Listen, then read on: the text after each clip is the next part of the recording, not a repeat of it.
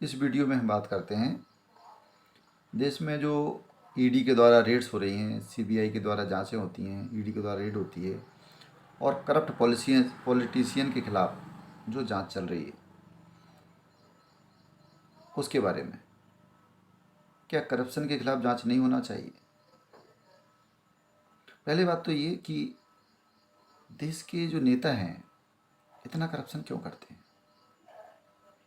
नोटों के पहाड़ निकलते हैं कैश के रूप में, तो ये सोचने वाली बात होगी जब नोटों के पहाड़, कैश, इतना बड़ा कैश, 50-50 लाख, 50-50 करोड़ और इतना बड़ा जब कैश मिलता है तो जो ट्रांजैक्शन कैश में नहीं होंगे, जो बैंकों में होगा, जो स्विस बैंकों में होगा, वो कितना होगा, कितना बड़ा अमाउंट होगा, कितना ह्यूज अमाउंट होगा।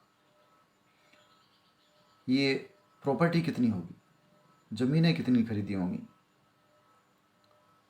प्लॉट और फ्लैट कितने खरीदे होंगे, कितने बड़े घोटाले हैं, सोना चांदी कितना खरीदा होगा, कितना बड़ा घोटाला है। क्या आप कल्पना कर सकते हैं? ये केवल जब कैश करोड़ों में मिल सकता है तो बाकी की चीज़ें, क्योंकि ये तो उन्होंने मजबूरी में रखा होगा, बाकी चीज़ें तो सेटल कर दी होंगी, सालों से ये सब खेल चलता है, तो कितना करोड़ों और अरबों रुपया देश का इन लोगों ने लूटा है। एक बार अटल बिहारी वाजपेयी जी ने संसद में कहा था, संसद में एक बार नोटों की गड्डियाँ उछाली गई थी और भ्रष्टाचार का खुलासा हुआ था।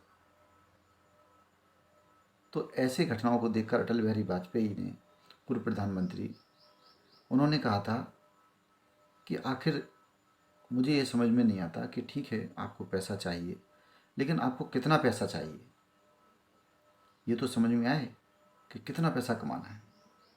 और मैं भी यही पूछता हूँ आज के पॉलिटिशियन से कि आखिर आपको कितना पैसा चाहिए?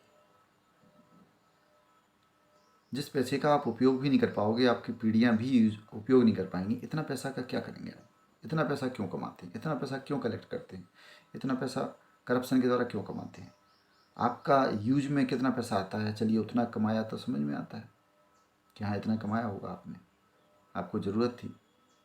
लेकिन जो पैसा ज़रूरत से भी ज़्यादा है, ज़रूरत से कहीं ज़्यादा होता है, अक्रॉस द पार्टी में बात कर रहा हूँ, सभी पार्टियों की बात कर रहा हूँ, जो भी पार्टियाँ भ्रष्टाचार में लिप्त हैं, जिनके सबसे ज़्यादा नेता पकड़े गए हैं वो कांग्रेस पार्टी है।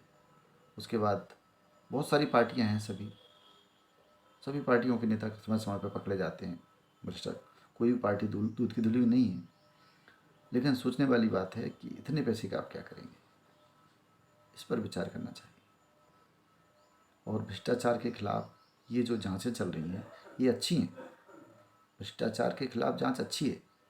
भ्रष्टाचार को पूरी तरह से एक्सपोज होना चाहिए, इसका इसका वो होना चाहिए। मीडिया की भूमिका की मैं बड़ी आलोचना करता हूँ। कुछ मेन स्ट्रीम मीडिया उल्टा ईडी पर ही सवाल उठाने लगता है, हर चीज़ को राजनीति से जोड़ देता है। अगर हर बात में राजनीति है भी, मान लीजिए, वैसे तो करप्शन अलग चीज़ है, करप्शन में फिर भी राजनीति मान लीजिए है, तब भी आपको तो ये देखना चाहिए कि एंड रिजल्ट तो अच्छा है। एंड रिजल्ट तो एक्सपोजर हो रहा है ना, करप्शन का एक्सपोज हो रहा है, करप्शन एक्सपोज हो रहा है, चाहे वो पॉलिटिकल वेंडेटा से हो, चाहे वो अच्छी नीयत से हो, चाहे वो खराब नीयत से हो, चाहे वो सरकार गिराने के लिए हो, चाहे सरकार बनाने के लिए हो, लेकिन करप्शन उजागर होना ही चाहिए। उसके खिलाफ आप दोहरी नीति नहीं अपना सकते। अदरवाइज जब भी आप ऐसे एक्सक्यूज़ देंगे तो इसका मतलब है कि हर बार एक्सक्यूज़ खड़ा हो जाएगा। कभी भी कोई कार्रवाई होगी, एजेंसी कोई भी कार्रवाई करेगी, तो हर व्यक्ति, हर नेता ये बोल सकता है कि मेरे खिलाफ ये कार्रवाई इसलिए हो रही है क्योंकि हर एक पार्टी दूसरी पार्टी की विरोधी होती है, तो फिर ये जस्टिफाई कैसे होगा? तो सच और गलत का फैसला, सभी के खिलाफ जांच होना चाहिए। सच और गलत का फैसला कोर्ट में होना चाहिए। मैं तो कहता हूँ जो अधिकारी हैं, अधिकारियों के खिलाफ भी बहुत बड़ा अभियान चलना चाहिए, नेताओं के खिलाफ बहुत बड़ा अभियान चले, पूरा जन आंदोलन चलना चाहिए। और सरकार को एक सुझाव देता हूँ कि जनता को ये अधिकार दे, जनता को एक वेबसाइट बना के दे, एक टूल दे, जिससे जनता अपना नाम भी सार्वजनिक ना रखे, गुप्त रखे, और ऐसे नेताओं के बारे में, एमएलए एमपीज़ के बारे में, अधिकारियों के बारे में जो रिश्वत लेते हैं, जो घोटाले करते हैं, जो करप्ट हैं, जो काम नहीं करते, उनके खिलाफ शिकायत कर सके और एजेंसियाँ, केंद्रीय एजेंसियाँ, राज्य सरकार की एजेंसियाँ उसके खिलाफ जांच बिठाएं और ऐसे सभी अधिकारी और सभी नेताओं को एक्सपोज कर दें, उनको अरेस्ट करें और उनके खिलाफ कड़ी सजा हो। और ये सब जब तक नहीं हो सकता, इसके लिए देश में एक बहुत कड़े कानून की आवश्यकता है। और दूसरा, देश का पैसा देश से बाहर ना जा पाए, इसके प्रावधान बनाने की ज़रूरत है। और बाहर का पैसा देश में ना आ पाए, इसके भी बड़े प्रावधान बनाने की ज़रूरत है। क्योंकि एजेंडा चलाने के लिए, मिशनरीज को चलाने के लिए, आतंकवाद को फंडिंग करने के लिए, ड्रग्स को फंडिंग करने के लिए, हवाला के लिए, ये सभी बाहर से जो पैसा आता है उसी से होता है। एनजीओज़ के माध्यम से आए या किसी और माध्यम से आए, ना तो बाहर से पैसा आना चाहिए, ना ही देश का पैसा बाहर जाना चाहिए। प्रॉपर चैनल के थ्रू ही देश का पैसा जाना चाहिए और आना चाहिए। तो जो आजकल जो भ्रष्टाचार के खिलाफ जो मुहिम चल रही है, इसका मैं आप सभी से अनुरोध करता हूँ, इसका पूरा समर्थन कीजिए, पूरा समर्थन कीजिए। समर्थन की ज़रूरत है। अच्छी चीज़ों को, अच्छी बातों को, अच्छे एक्शंस को समर्थन की आवश्यकता है। क्यों? क्योंकि प्रॉब्लम यही है हमारे देश में कि कोई सच्चाई के लिए, अच्छाई के लिए खड़ा नहीं होता है। सब आंख बंद करे, मुंह बंद करे बैठे रहते हैं, इसलिए कुछ भी चलता रहता है। फिर हम बोलते हैं कुछ भी चल रहा है, ऐसा हो रहा है, गलत हो रहा है।